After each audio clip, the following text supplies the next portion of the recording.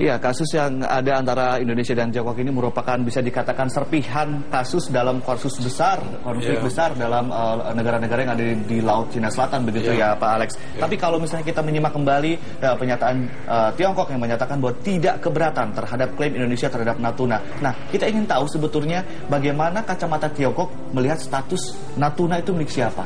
Iya, sebetulnya Tiongkok memang tidak mengklaim bahwa Natuna milik dia tetap mengakui bahwa itu milik Indonesia. Tetapi di dalam peta yang dibuat oleh Tiongkok itu ada yang namanya 9 dash line, ya, garis-garis putus. Itu ada 9. Iya. Dan itu kalau kita lihat di peta itu memang sangat dekat dengan wilayah kita. Nah, ini yang harus kita minta klarifikasi dari Tiongkok. Apa sebetulnya ini makna dibalik pengakuan dia bahwa Natuna itu milik Indonesia? Haruskah ada perjanjian bilateral khusus mengenai perbatasan ini? Bila perlu, kalau itu bisa dibuat, itu lebih baik lagi. Supaya kita dapat jaminan di atas kertas bahwa kedaulatan kita itu tidak bisa dikompromikan.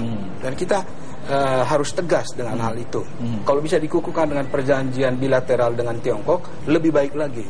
Karena kita tidak mau wilayah kita ini diganggu, apalagi memang situasi di sekitar lautan sana itu kan volatile sekali, ya. Dengan Tiongkok membangun reklamasi, membangun fasilitas di pulau-pulau kecil itu pasti mengganggu semua pihak. Anda jangan lupa bahwa Laut Cina Selatan itu ada perdagangan 5 triliun US dollar lewat di situ. Nilai perdagangan yang lewat nilai di perdagangan. Laut Cina Selatan. Itu besar sekali, dan Indonesia juga berkepentingan karena perdagangan kita dengan Asia Timur itu volumenya besar. Jadi menyangkut kepentingan strategis Indonesia juga.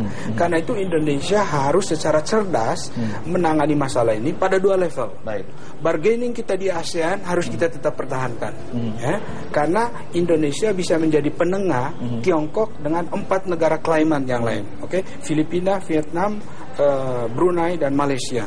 Itu bargaining kita, dan Cina harus menghormati itu. Tapi pada level nasional, kapabilitas nasional Indonesia juga harus diperkuat, karena itu basis diplomasi. Kalau kita tidak kuat dengan kapabilitas itu, diplomasi kita tidak efektif. Kapasitas nasional tadi sempat disinggung oleh Pak Martin mengenai Badan Keamanan Laut yang akan didorong. Seperti apakah kapasitasnya saat ini dan kapasitas macam apa yang nanti ingin dicapai? Nanti kita akan sambung lagi bersama Pak Martin setelah jeda yang satu ini, Pak Martin. Dan pemirsa, tetaplah bersama kami di Dialog Selamat Pagi Indonesia.